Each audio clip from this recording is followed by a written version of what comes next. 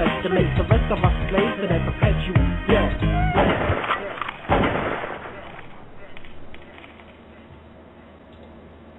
Hello resistors and welcome to today's WideShut Webcast.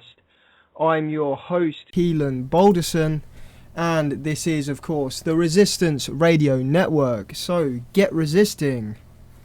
Yeah.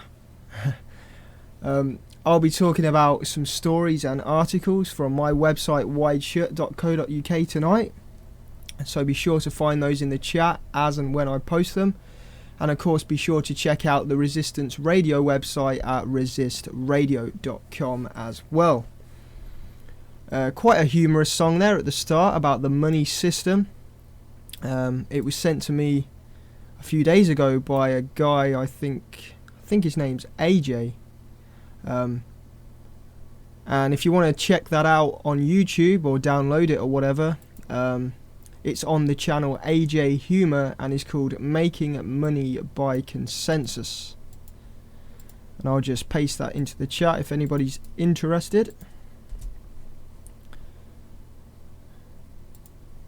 But yeah, I mean, the song's absolutely right.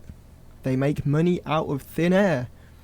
Our private high street banks have the ability to create money as digital credit out of thin air. Just like that. The stuff that we work really hard for so we can buy food and look after our family, they can just go poof and there it is. And they can lend out at least 10 times over the original amount.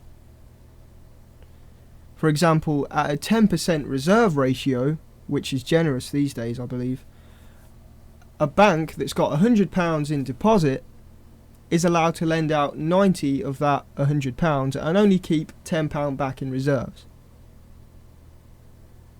But when that borrower, who gets that money usually electronically, deposits that £90 into another bank, then that bank can lend out £80. And then that person will deposit it somewhere else, and then they can lend out £70, and then somebody else can get lent out £60, and soon enough you get all this credit in circulation backed by nothing, and then they expect it to be returned to the banks with interest even though it was created out of thin air. And all money reformists are saying is that if the private banks are allowed to create money out of thin air, then hold on, why don't we let the people create money out of thin air, debt-free, to spend on the services that they need to survive and have a good quality of life? That's all they're saying. If the banks can create it out of thin air, then we can too. And eventually, the goal would be to abolish the whole fractional reserve system altogether, so we don't get these fake bubbles, these fake recessions. And it's not quite as simple as that, of course. You know, there's a lot of thought that goes into this. There's a lot of groups and different people that have got this down on paper, and some people are trying to push it through Parliament even. And it's not perfect, you know. Certain things need to be ironed out, you know. Certain measures need to be put in place to stop inflation, because if you can create money out of thin air, even though it'll be debt-free and for the people, it might still cause inflation under certain circumstances. So, you know, these are the things we need to be talking about and ironing out. But we simply can't keep going on as debt slaves to the bankers. We need a new system. I know I keep mentioning this, but we're 1.4 trillion in debt here in the UK. That's how much we owe on behalf of the criminal government. That's how much we owe to the private banksters.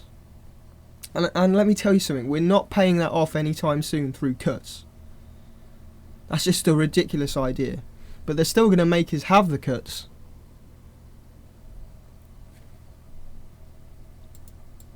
But anyway, before I get to the meat and potatoes of today's show, I'm going to talk about Haiti. I want to talk about the Stuxnet virus, this Loughner guy again. Lots of headlines. But before I get to that, I just want to give a shout out to Tony of the Tony Legend Show on Manchester Radio Online. I've been on his show many times, and I promised that I'd plug his show for this Sunday, which will have quite an interesting interview on, not just because I'm on there, but it'll be interviewing a master Freemason. He's actually already done the interview, he's just going to be playing it. And he says there's going to be some things on there that a lot of people haven't yet heard of about the Masons. And this is kind of an example of what I was talking about last week. It's all good pointing out Masonic symbolism in a kid's TV show, but what exactly are you achieving with that? You know? Why don't you go and ask a Freemason about the symbolism? And I think that's what Tony's going to be doing this Sunday. I think that's a bit more of a constructive approach to take. So be sure to check that out, the Tony Legend Show at manchesterradioonline.com. Of course, we all want you to listen to Lee's show live on Sunday, because obviously Lee also has a show at 8 p.m. So listen to Lee, then after Lee's show, catch the last bit of the Tony Legend Show, or get it on the podcast a bit later or whatever. But I just thought I'd let people know that there'll be an interesting Freemason interview floating around after Sunday. And just touching on last week's WideShut Webcast here on Resistance Radio, when I was talking about symbolism being a distraction, I did think it was going to be quite a controversial show, but I mostly got positive feedback. I think generally the people that, I don't want to sound arrogant when I say that, but the people that didn't agree with me, I think didn't quite get where I was coming from. Obviously there is symbolism involved with the Freemasons, and there is Masonic symbolism in films and stuff.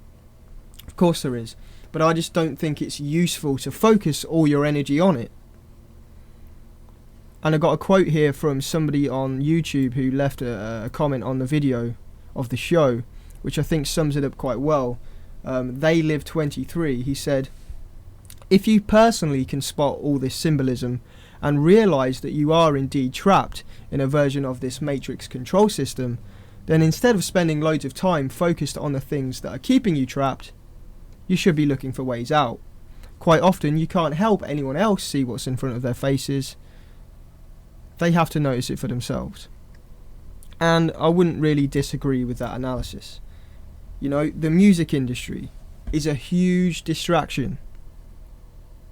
So do you really want to focus all your energy on that distraction? No.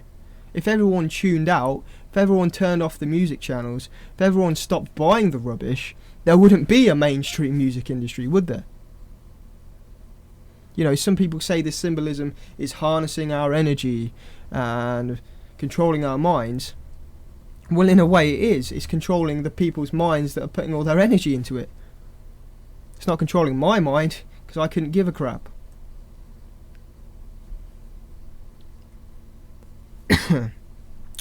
But that's enough of that for now. I want to get into my main topic of tonight, and that's Haiti. Because a lot of people seem to have, I guess, put it to the back of their mind. When these disasters happen, so it's a long way away. You hear about some corruption here and there, you hear some rumours about HARP and stuff, but you never really sink your teeth into it. But the trouble is, the problem is still there, and quite frankly, it's all down to the globalists, and it's not going to go away. And I think understanding how Haiti has been destroyed, I'm not talking about HARP, but I mean economically and the way that aid's been dealt, understanding how Haiti has been destroyed is key to understanding how the power is divided in this New World Order system. There's a lot of countries like Haiti that have been forced to bow down to the elite. And I'm going to go to a short clip from my 7/7 The Big Picture film, which you can get you can buy a copy or you can watch it for free at this link. I'm just going to go to a quick clip from that, which sort of outlines what essentially is going on with Haiti, with the NGOs, with Bush and Clinton, and that kind of stuff. And then I'll get into it a bit more deeply. This is George Bush in Haiti with Bill Clinton following the earthquake. Notice, after shaking the hand of a desperate Haitian, Bush wiped his hand on Clinton's shirt.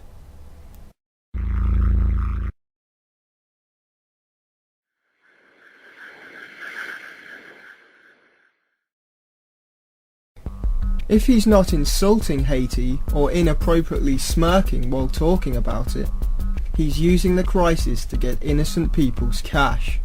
I know a lot of people want to send blankets or water. Just send your cash. Just send your cash. The Hope for Haiti telethon didn't see money go to organisations already in Haiti with a long track record of success. It went to benefit foundations such as the Clinton-Bush Haiti Foundation and UNICEF, tying up the donations in red tape and bureaucracy instead of going directly where it was needed most. The IRC, International Rescue Committee, spends 90% of its funds on beneficial programs in Haiti, while using the small remaining percentages for administrative costs and fundraising.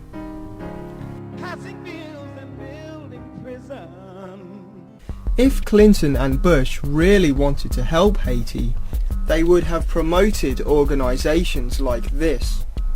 Instead, they used their own tax-exempt charity with backing from Clinton's foundation, which in 2008 saw $34 million go on salaries, compensations and employee benefits.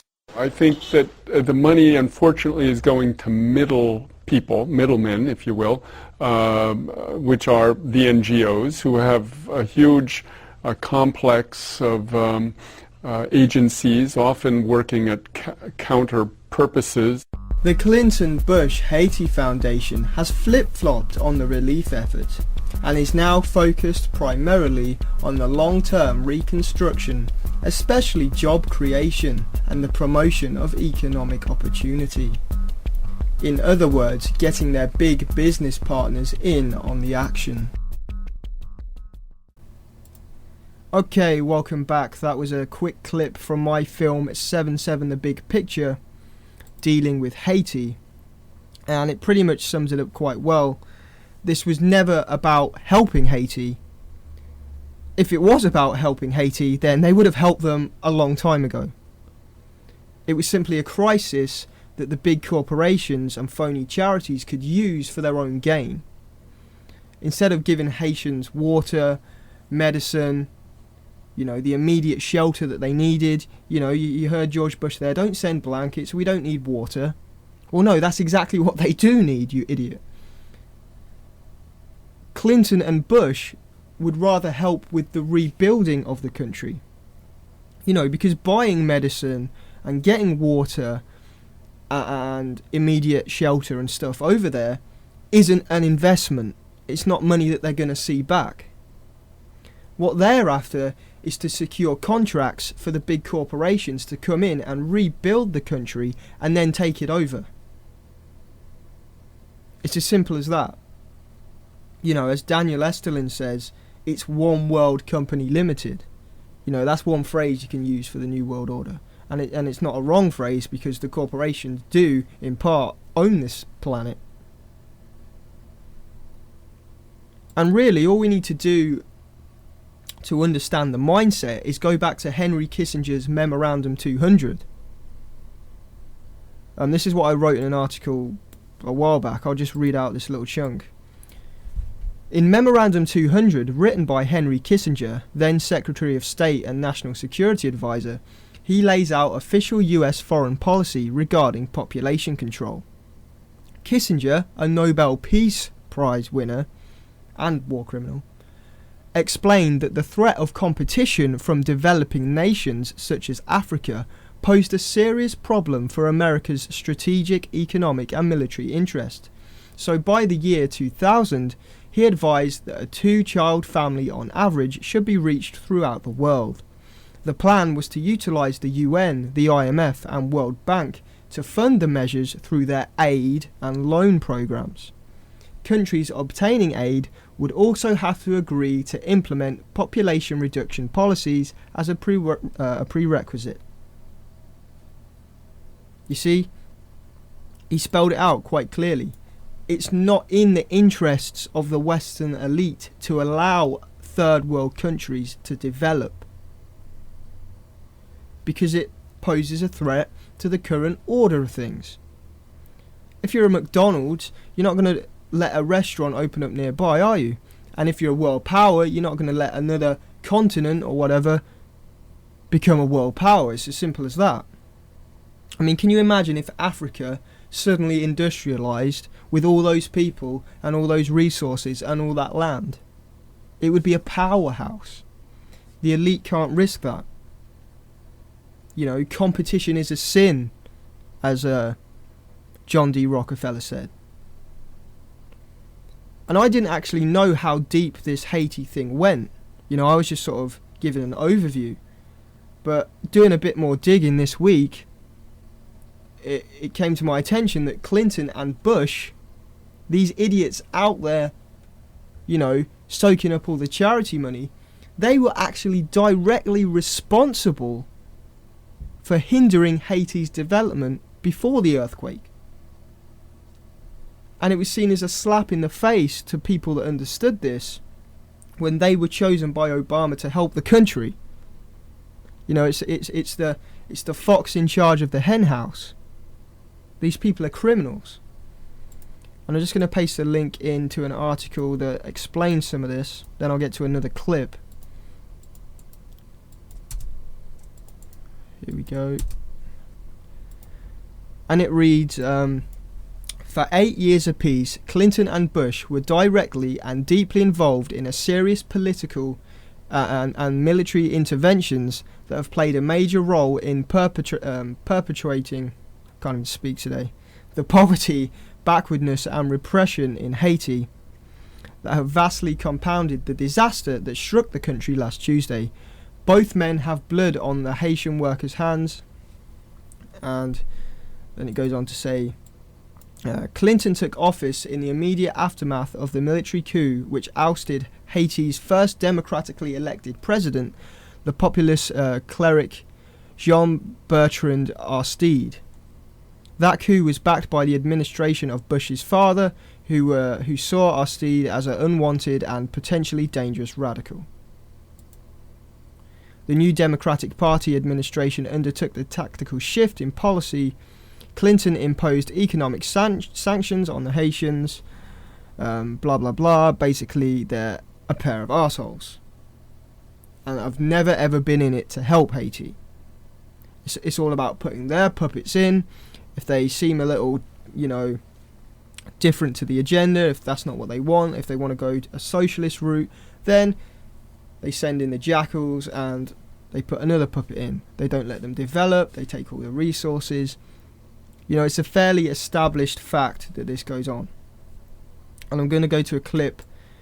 I basically took quite a few news clips from Democracy Now! And the Real News Network and stuff about Haiti, mixed it all together. So this should give you a better understanding of it all. This is a clear case and a shameful case where Canada, the United States, and France joined together instead of furthering democracy, ended democracy. Haiti, we must kill the bandits, documents the horror of a Canada, U.S. and France-led coup d'etat and military occupation by United Nations forces. This would be humorous for its irony if it wasn't so deadly serious. Bill Clinton, as President of the United States, was someone who participated in the systematic destabilization of Haiti. In a nutshell, what happened was that Aristide was overthrown in a violent U.S.-backed coup. You covered it under the George H.W. Bush administration. Clinton campaigned on a pledge to stop the cruel treatment of Haitian detainees being held at Guantanamo, and also to reverse the Bush administration's cruel policy in general toward Haiti. Instead, what Clinton did is he kept Aristide in exile for years until they could squeeze out of Aristide a commitment to uphold U.S. neoliberal economic programs in Haiti, and that Aristide would agree not to lay claim to the years he spent in exile as part of his presidency. He was a democratically elected president. He fair and square beat a U.S. candidate. The U.S. violently overthrew him. They butchered Haiti. And then Clinton refused to put Aristide back in power, even though he could have done it with one phone call. And instead what he did is he implemented a vicious regime of economic neoliberalism inside of Haiti. The Haitian people now are suffering under that neoliberal economic model and the aftermath of this repression force that just terrorized the people of Haiti. To have Bill Clinton now be sent in explicitly to be the person who's going to, quote-unquote, stabilize Haiti and dabble in the economics of this incredibly poor, suffering nation, to me is just a grotesque act on the part of the United Nations. And I think that anyone who's about justice for Haiti should rise up and say that Bill Clinton has no business stepping foot in Haiti in any official capacity with the United Nations at all. President Obama has tapped President Clinton and former President George W. Bush to coordinate the aid relief to Haiti. I was wondering your thoughts on that. President Bush was responsible for destroying Haitian democracy in 2004 when he and American forces abducted President Aristide and his wife, taking them off to Africa, and they are now in South Africa. President Clinton has largely sponsored a program of economic development that supports the idea of sweatshops. Haitians in Haiti today make 38 cents an hour. They don't make a high enough wage to pay for their lunch and transportation to and from work. But this is the kind of economic program that President Clinton has supported. I think that is sad that these two should be joined in this kind of effort. Yes, and it's not a very pleasant history. The choice of them to oversee this aid program is rather odd. Bush was responsible for overthrowing Aristide, President Aristide, in 2004. Before that, in 1990... The democratically elected president. Right. And before that, in the early 90s, Aristide had been overthrown by a military coup, and he was in exile in the U.S., and he was kept in the U.S. for a few years without being allowed to go back to Haiti. When he finally went back to Haiti, he went back with only with certain warnings that he should not play around with his socialist beliefs. You know, forget about that. January 12th, 2010, and so often you hear people discuss what Haiti looked like on January 13th, the next day. Well, I'm sad to report that, frankly, Haiti looks about the same as it did a year ago. Shelter is not possible for most Haitians. There's nowhere for people to stay. There's nowhere for people to build. One big difference is cholera has now hit Haiti, and that's any humanitarian aid agency, any humanitarian aid expert would know that without proper sanitation, without shelter, without removing the rubble, without removing the bodies from buildings, bodies that were in the buildings on January 12th, for the most part, are still there. So without that sort of progress in the removal, Haiti is in some ways worse off than it was the day before the earthquake. So I saw numbers something in the range of about 63% of the money has actually arrived in Haiti. 63% of the money has arrived in Haiti? No, I would say actually that would be an incorrect estimate. When you talk to the government of Haiti, and even when you talk to NGOs or the Clinton Foundation, they'll tell you that only $473 million has hit the government of Haiti. Now that might seem like a lot of money, but in all honesty, $5.7 billion was supposed to arrive in Haiti in 2010 to deal with this earthquake. So you see the disparity is huge. Then when you start talking about international NGOs, most of those NGOs report, the Red Cross was reporting that they've only spent 30% of the money that they receive for humanitarian aid in Haiti thus far. It's shocking. It's just absolutely shocking with the fact that the humanitarian situation has not abated. Okay, there's only, one word you can use to describe that, and that's scumbags. What a bunch of scumbags. I mean, sometimes when you try and put this into context, and you just can't fathom how some of these people's minds work. But anyway, we got to try and explain that to the average person on the street. And this pyramid of charities that bring this facade of helping countries, they're not helping them at all. They're just keeping them in that system, throwing them a bone every now and then, throwing them a bit of grain. There you go, have a munch on that. They don't actually help them in the long run.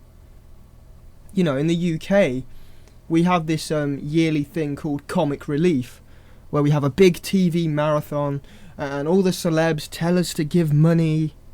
You know, one half of the show is comedy and entertainment, and then the other half is pictures of dying Africans. Just a big psyop. We're made to feel guilty. We're pressured into giving money. But that money doesn't ever go to help them in the long run. They're stuck in a system where the international banks, you know, the IMF, the World Bank, and the corporations own them.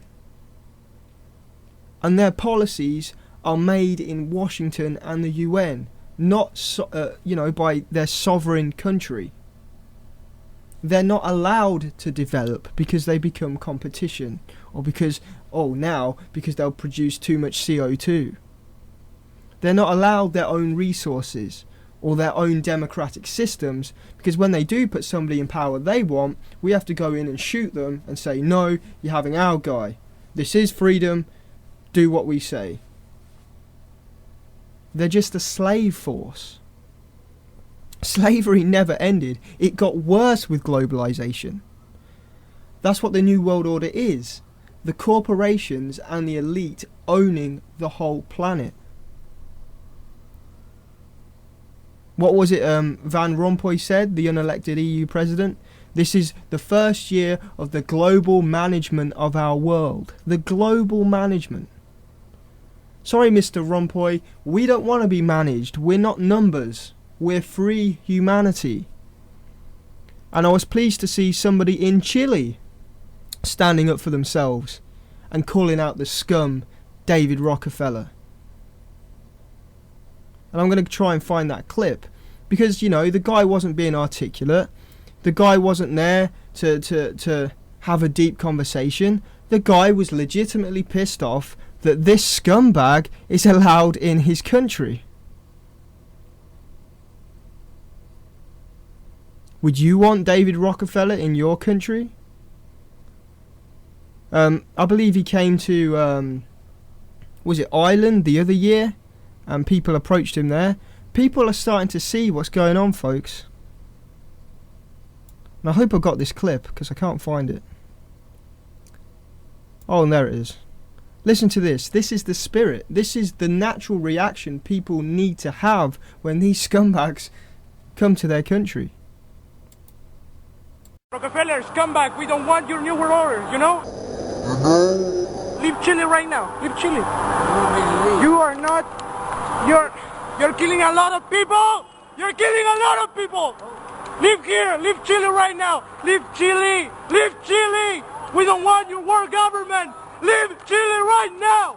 Leave Chile, okay? Leave Chile! Your family is the most disgusting in the world, you know? Leave here! Leave! You also, you're a traitor to Chile! Mr. Agustin Edwards, you're a traitor to Chile, okay? You're a traitor to Chile! What you're doing right now, okay? Okay? Okay? You know everything. You know everything. You're participating with him. You're participating with him in this. Your world government will fail, okay? It will fail! Your world government will fail! Will fail! Will fail! You know it! Leave Chile right now! We don't want you here! We don't want your disgusting thing here! Leave Chile now!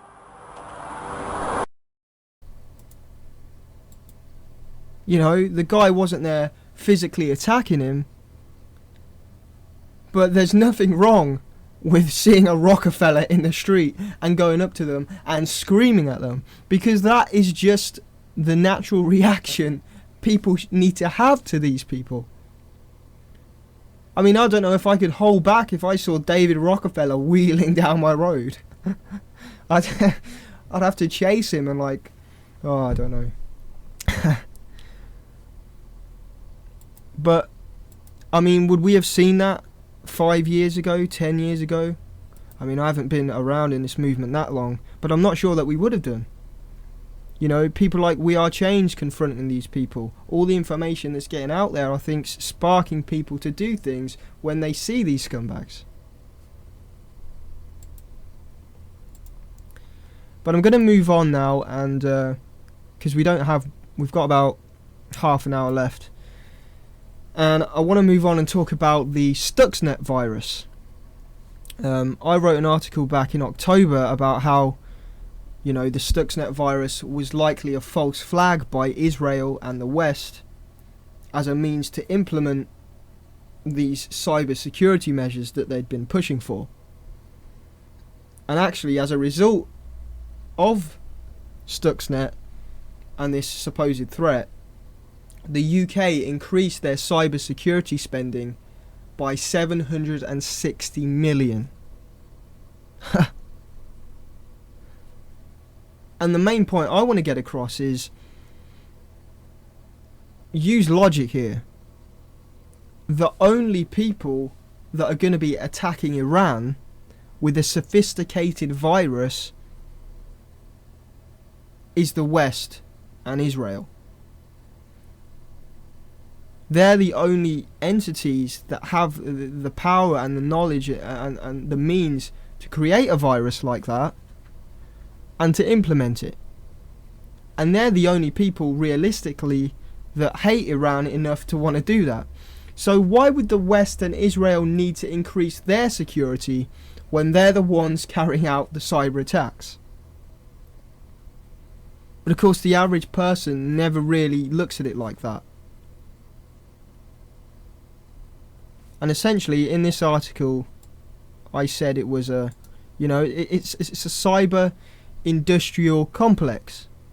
It was a false flag in the sense that, you know, they weren't legitimately doing this attack because they know Iran isn't a threat. But here's the article I wrote back in October. And I wanted to bring that up today because a few days ago the New York Times pretty much admitted that it was the West and Israel that carried out this attack.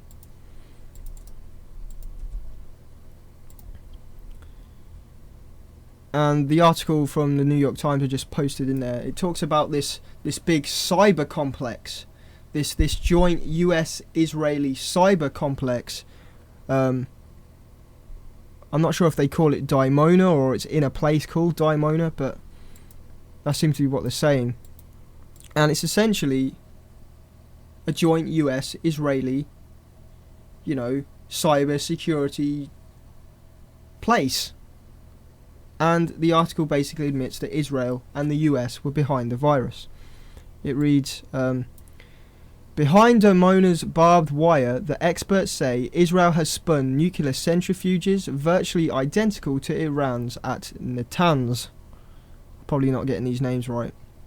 Where Iranian scientists are struggling to enrich uranium. They say Dimona tested the effectiveness of the Stuxnet computer worm, a destructive program that appears to have wiped out roughly a fifth of Iran's nuclear centrifuges and helped delay, though not destroy, Tehran's ability to make its first nuclear arms, which of course is the spin. To check out the worm, you have to know the machines, said an American expert on nuclear intelligence. The reason the worm has been effective is that the Israelis tried it out. Though American and Israeli officials refuse to talk publicly about what goes on at Dimona, the operations there, as well as related efforts in the United States, are among the newest and strongest clues suggesting that the virus was designed as an American-Israeli project to sabotage the Iranian program. Officially, neither America nor Israel officials will ever utter the name of the malicious computer program, much less describe any role in designing it. But Israeli officials grin wildly when asked about its effects. I mean, do they have to spell it out to you? Israel and America and possibly Britain, the West, this Euro-American Israeli establishment, were behind this virus and this attack on Iran. But the thing is, the New York Times are obviously spinning it as partly a good idea to stop Iran's nuclear weapons. But of course what they actually have is a civilian nuclear enrichment program for nuclear power that can only enrich uranium at 20%. You need something like 90% for a nuclear weapon. You need the warheads, you need all that kind of stuff. They're nowhere near that. That's like somebody with a water pistol being, arrested for walking around with a real submachine gun. They've broken no laws, they've passed the international tests, and they've said time and time again that they aren't making a nuclear weapon, and would even like to debate Obama on that fact. And of course Israel and America, the high-up establishment, of course they know that. Their false logic's falling apart. Why do they need to protect us from cyber terrorists when we and our allies are the cyber terrorists? And why would they cyber attack Iran if Iran doesn't have nuclear weapons? It's a con, it's a false flag, it's a new industrial complex. Call it a cyber industrial complex. And it's going to become bloated like everything else. They're going to want more and more money. They're going to start false flagging to make more money, to legitimize their purpose of being there. And it's just going to be another huge chunk of this Big Brother New World Order system. It's just a scam. To think that we would put an extra 760 million into cybersecurity because of things like this, it's ridiculous. And if the public really knew about it, they'd also think it's ridiculous. And speaking of things cyber, I also wanted to talk today about the Arizona shooter Jared Lee Loughner. I did an article about this the other day about his YouTube account, which was picked up by Prison Planet, and I'll paste this link as well. Sources in there, screenshots and stuff. Basically, I'll just read it out to you because there's quite a lot of points in there. The detail hidden on the alleged YouTube account of Arizona shooter Jared Lee Loughner has raised several questions about its related activity, including why one of his victims, Congresswoman Gabrielle Giffords, had subscribed to his channel prior to the shooting. Although it has since been removed, screenshots and video of Giffords' YouTube channel show that she had over 150 subscribers. She herself had subscribed to only 2 people, Representative Ike Skelton's channel and Jared Lee Loughner's channel. It is not clear why Giffords, who had lots of other subscribers and associates who she could have subscribed to, chose to link up with Loughner. Skelton is a fellow representative, but what possible relationship did Giffords have to her shooter?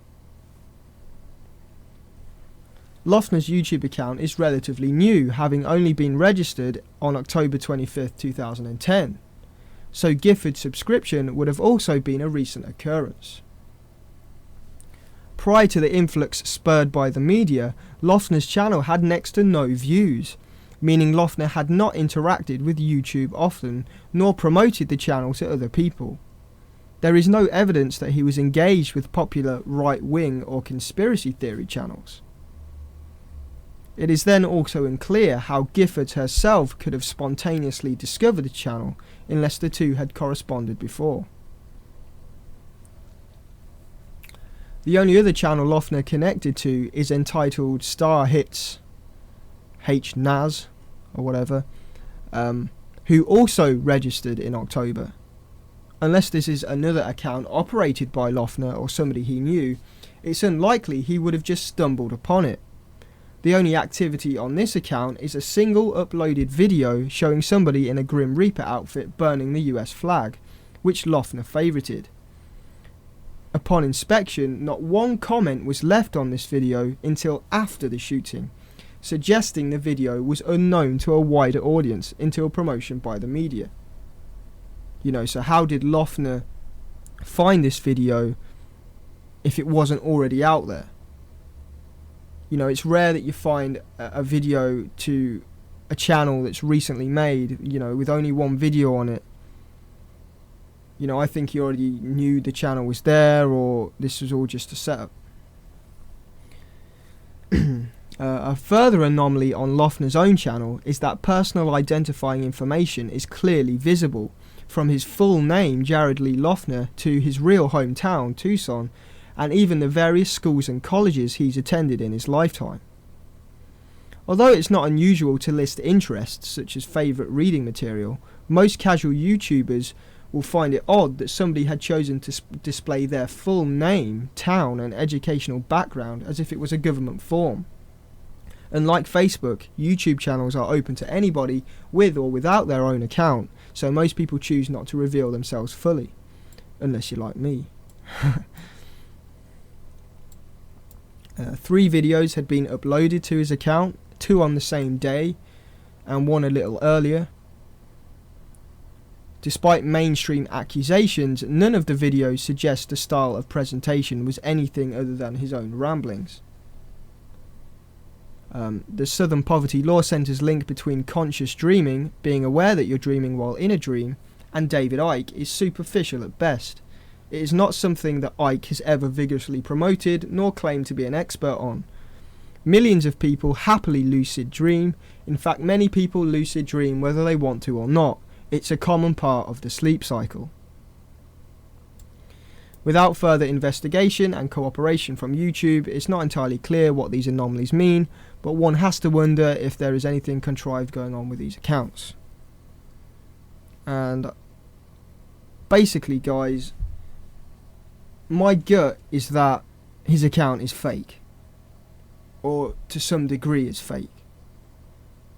And I agree with people that have said Gabrielle Gifford's account was probably not run by her personally, but that's part of my point. Who was running her account? If somebody had access to her account other than her, then that's somebody we need to look at that person. And maybe I'm kind of looking too deep into this or whatever, but it looks to me like somebody wanted to make a link between them both, so they could, you know, say, oh look, this guy's obsessed with her, look, they're linked on YouTube. But in the process of setting up this contrived link, you know, maybe they didn't quite use YouTube correctly or whatever, and in the process they've sort of exposed themselves, because it was actually Giffords that was subscribed to him,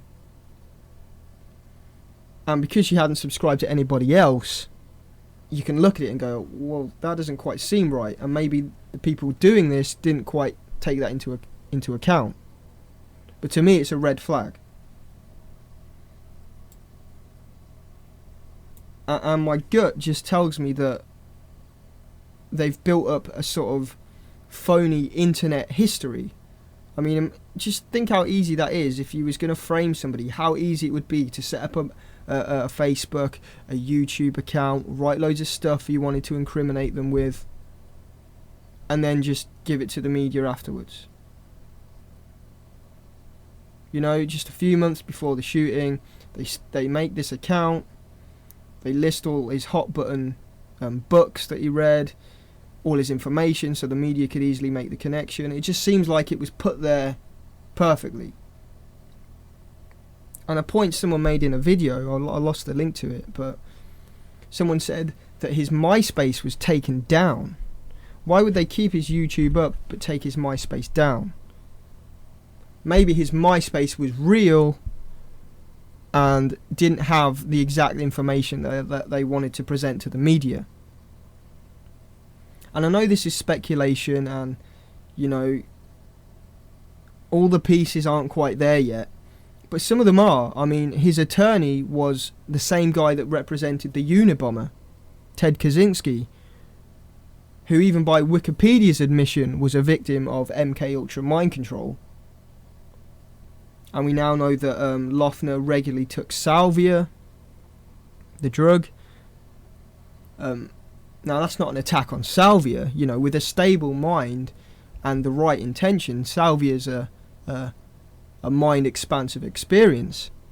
But we don't quite know the context in which he was taking it. If he was unstable, if he was a loner, if he didn't quite understand, you know, the sort of respect you need to take with these kind of drugs, it can make you go completely nuts. And if he was doing it daily, like some people are saying, then he's seriously going to mess up his 5 sense reality. And you know, it's come out that there's a history of manic depression in his family. Was he depressed? Was he on big pharma drugs, which have horrible side effects that can make you go a bit potty? You know, bursts of rage. You know, they're supposed to treat depression, but if you come off them, you get even worse. And there's the idea that if he was depressed, did he have a psychiatrist? Psychiatrists often play roles in this mind control stuff. And I don't like to call it mind control, it makes it sound kooky. But if you're looking to destroy somebody's mental state, a psychiatrist can obviously do that. And if he's at the same time taking salvia, you know, I'm sure it's not hard to make somebody go nuts. And judging by the threats he was making before the shooting, even, if he was just a nut making these threats, it's surprising they didn't already have a file on him and were monitoring him. I mean, he threatened his teachers and all sorts. Posted videos of guns, pictures of guns and stuff. You know, he's obviously an unstable person, or they wanted to present him as that character of being an unstable person. So, you know, we don't really have the full ins and outs on this yet. He could have just been a nut, he could have been mind controlled, but at the very least there's a few questions about his YouTube channel that suggest something dodgy was going on, or that just needs a quick answer, you know, from Giffords. Oh, he sent me some nasty emails, I wanted to be nice to him and subscribe to him. You know, he could have just been harassing her. But it'd be nice to get this kind of information out there. I don't know, what do you guys think? Was he a nut? Was he mind controlled? Was he a patsy? You know, he did, there is news that he tried to get into the military but was rejected. So we can't really go that route, that he was part of some secret military sort of operation. But who knows? More will come out, you know, in months to come. You know, years down the line, there'll probably be books on Jared Lee Loughner.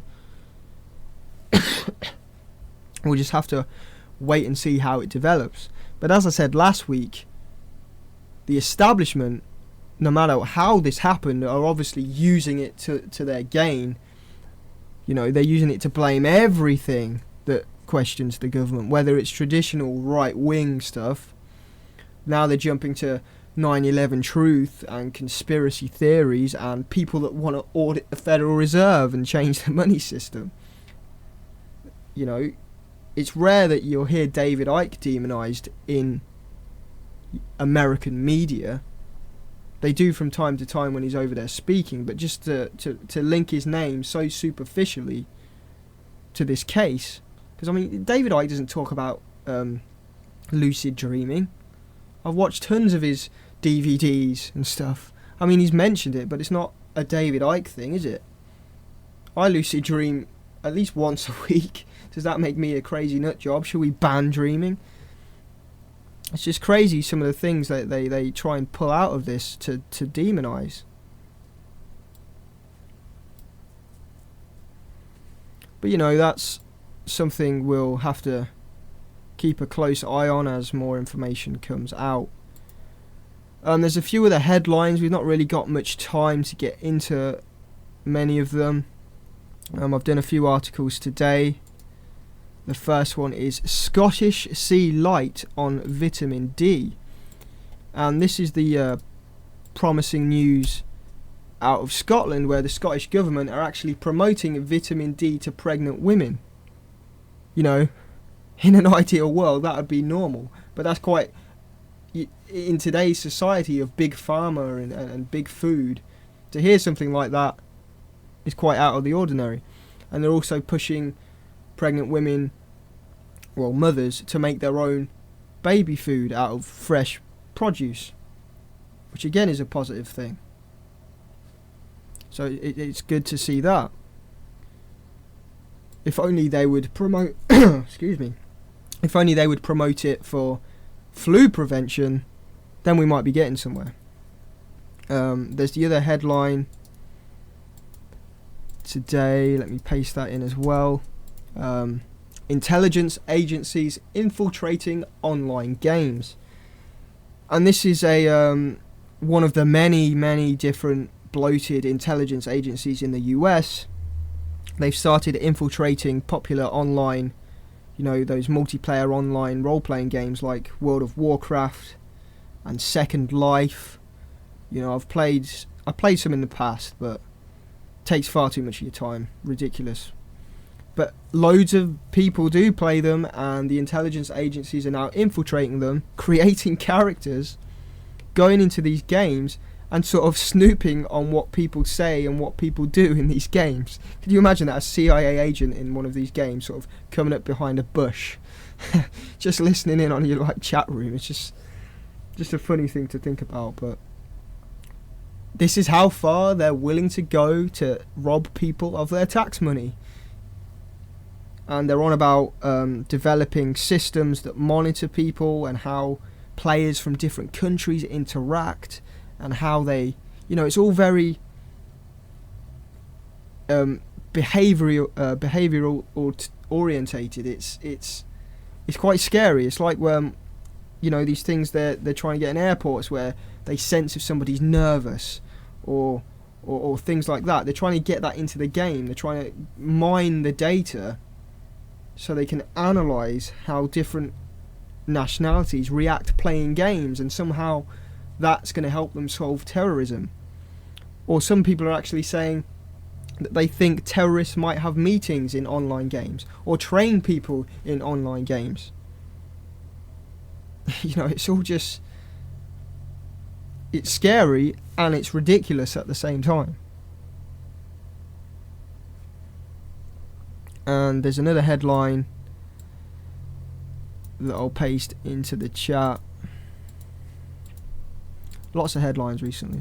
I'm trying to get into updating the website daily. And this is, let me just read that out. Swiss banker leaks data on tax evaders and money launderers to WikiLeaks.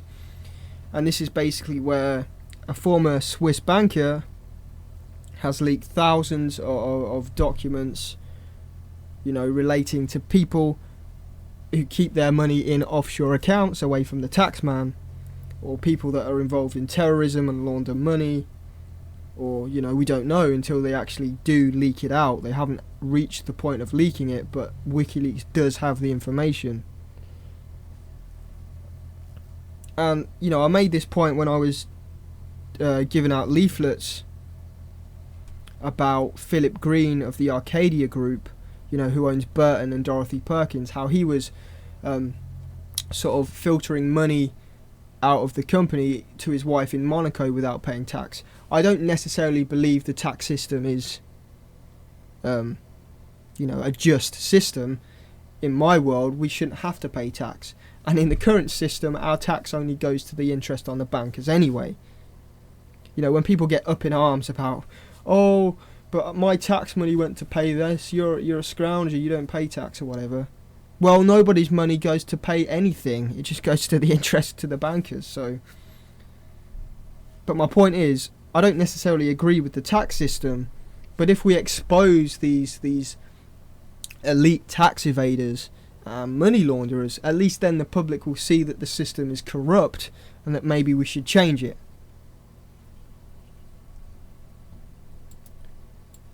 But that pretty much wraps it up for me this week, guys. Just got the 90-second countdown. Remember to stay on the network, because in half an hour we have the debut show from Hairy Cookie Monster. That'll be at 9:30, and it's called the Rabbit Hole Orientation Show. I'm not sure if this is a test or if you've actually hooked up to do this weekly, but I'll be listening in because I think you've got some very good things to say. You know, the phone calls that you've had were very interesting, so I'll be checking that out. So cheers, guys. I'll be back in the chat in half an hour, and get ready to listen to Cookie Monster. Cheers, everybody.